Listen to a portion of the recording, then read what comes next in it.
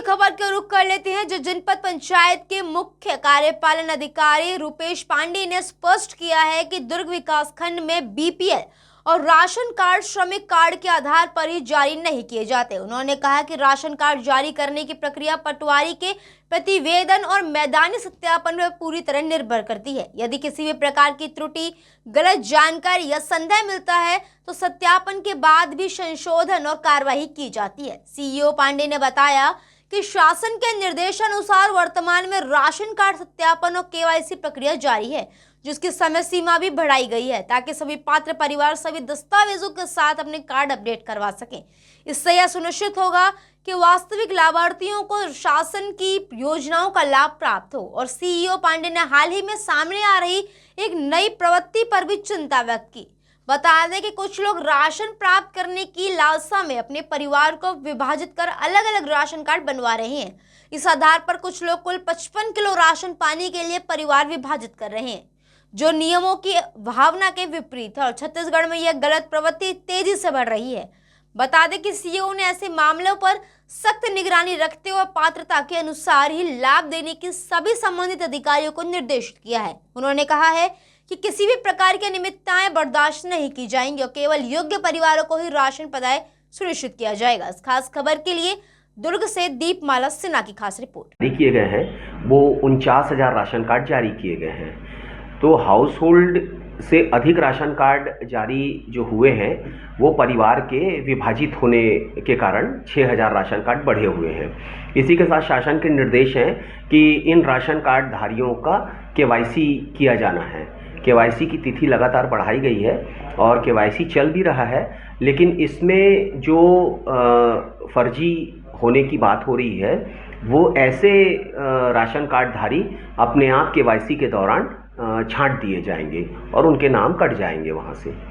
तो क्या ऐसे जो कार्डधारियों पर क्या कुछ कार्रवाई सुनिश्चित हो पाएगी? बिल्कुल की जाएगी। ऐसे फर्जी राशन कार्ड धारी अगर यहाँ से भी राशन ले रहे हैं और कहीं और से भी राशन ले रहे हैं, 2 राशन कार्ड में अगर उनका नाम है या यहाँ के निवासी नहीं है और उनके नाम से राशन कार्ड जारी हो गया है, तो ऐसे राशन कार्ड धारी के ऊपर निश्चित रूप से वैधानिक कार्रवाई की जाएगी।